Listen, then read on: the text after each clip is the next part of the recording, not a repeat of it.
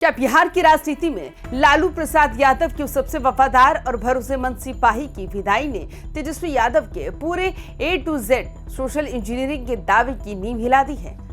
जब पटना की बांकीपुर विधानसभा सीट पर उपचुनाव सिर पर हो और ठीक उसी मोड़ पर आरजेडी का सबसे बड़ा आक्रामक और बेबाक सवर्ण ब्राह्मण चेहरा अचानक पार्टी का हाथ छोड़कर सीधे बीजेपी के पाले में खड़ा हो जाए तो मामला सिर्फ एक नेता के पाला बदलने भर का नहीं रह जाता।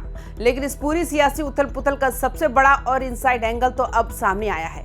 आखिर 16 जुलाई को इस्तीफा देने के बाद जब आरजेडी के प्रदेश अध्यक्ष मंगनी लाल मंडल ने तेजस्वी यादव के विदेश से लौटने तक इस्तीफे को होल्ड पर रखा, तब मृत्युंजय तिवारी ने ये क्यों कह दिया कि अब बातचीत का वक्त निकल चुका है।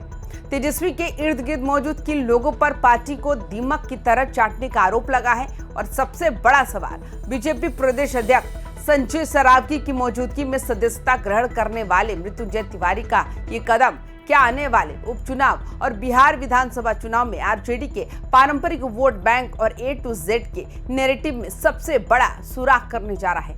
आज पटना के सियासी गलियारों से आई इस सबसे बड़ी खबर और इसके पीछे के एक एक सियासी समीकरण का पूरा इनसाइट एनालिसिस करेंगे।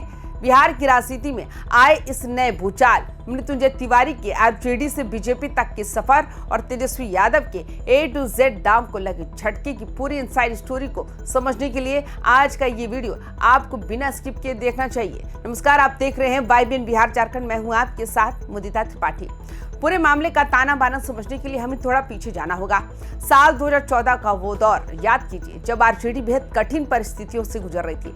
लालू प्रसाद यादव पर कानूनी संकट गहराया हुआ था और पार्टी विपक्ष में रहकर संघर्ष कर रही थी। उसी दौर में लालू यादव ने एक युवा, मुखर और आक्रामक सवर्ण चेहरे पर दांव लगाया था। नाम था मृत्युंजय तिवारी। उन्हें पार्टी का मीडिया प्रभारी और मुख्य प्रवक्ता बनाया गया। सालों तक टीवी चैनलों की डिबेट से लेकर प्रेस कॉन्फ्रेंस तक मृत्युंजय तिवारी आरजेडी और लालू तेजस्वी की नीतियों की ढाल बनकर खड़े रहे।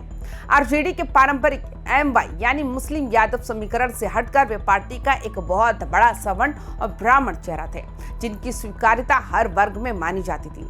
लेकिन 16 जुलाई को जब उन्होंने अचानक अपने पद और पार्टी से इस्तीफा दे दिया तो पटना के राजनीति के हल्के में सन्न रह गए। हालांकि आरजेडी के प्रदेश अध्यक्ष मंगनी लाल मंडल ने तेजस्वी यादव के विदेश दौरे पर होने की बात कहकर उस इस्तीफे को होल्ड पर रखने का दांव चला। लेकिन मृत्युंजय तिवारी ने रुख साफ कर दिया कि आत्मसम्मान से समझौता करके राजनीति नहीं की जा सकती और अब सुलह सफाई का समय जो है वो पूरी तरह बीत चुका है। अब जरा उन आरोपों और बयानों पर नजर डालिए जिन्होंने आरजेडी के अंदरूनी कार्यशैली पर भी गंभीर सवाल खड़े कर दिए। मृत्युंजय तिवारी के खेमे से जो बातें छनकर सामने आई है उसके मुताबिक पार्टी के शीर्ष नेतृत्व के आसपास कुछ ऐसे तत्वों का कब्जा हो चुका है जो आरजेडी को अंदर ही अंदर दीमक की तरह चाट रहा है।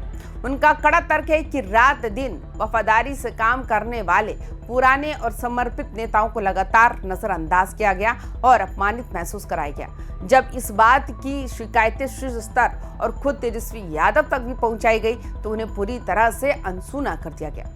इस्तीफे के ठीक अगले दिन ही जब बीजेपी के राष्ट्रीय महासचिव कैलाश विजयवर्गीय के साथ मृत्युंजय तिवारी की तस्वीरें सामने आई तो सियासी पंडितों को समझ आ गया कि पटकथा लिखी जा चुकी है। बीजेपी के प्रदेश नेताओं जैसे प्रेम रंजन पटेल ने भी खुले मन से बयान जारी कर दिया कि मृत्युंजय तिवारी जैसे जनाधार वाले और अनुभवी नेता का बीजेपी में स्वागत है। और आखिरकार बीजेपी प्रदेश अध्यक्ष संजय सरावगी की मौजूदगी में पार्टी कार्यालय में उन्होंने आधिकारिक रूप से बीजेपी की सदस्यता हासिल कर ली। चलिए अब इस पूरी घटना के पीछे सबसे बड़े सियासी समीकरण को भी समझते हैं जो आने वाले समय में बिहार की राजनीति पर असर डाल सकता है। इस घटनाक्रम का पहला और सबसे तात्कालिक असर पड़ने जा रहा है पटना की बांकीपुर विधानसभा सीट पर होने वाले उपचुनाव पर। बांकीपुर सीट पर सवर्ण और खास तौर पर ब्राह्मण व कायस्थ मतदाताओं की अच्छी खासी तादाद मानी जाती है।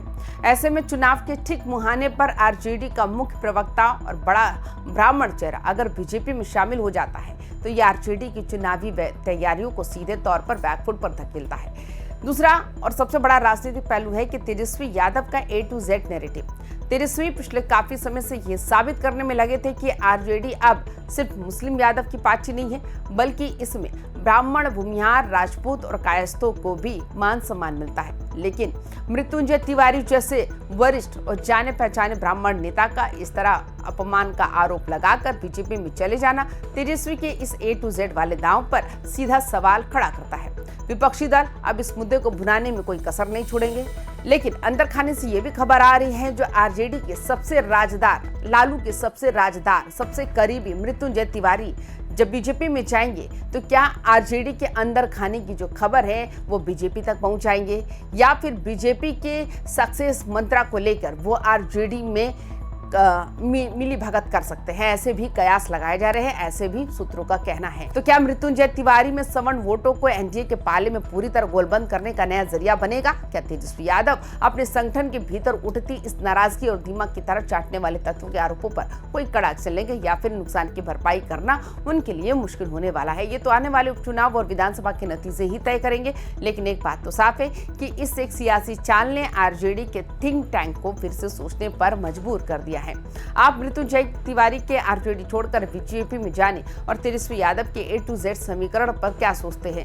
क्या इससे आरजेडी को बड़ा नुकसान होगा, या फिर मृत्युंजय तिवारी कोई बहुत बड़ा खेला कर सकते हैं? आपको क्या लगता है? कमेंट बॉक्स में जरूर बताएं। बाकी तमाम खबरों के लिए देखते रहिए YBN बिहार झारखंड। नमस्कार।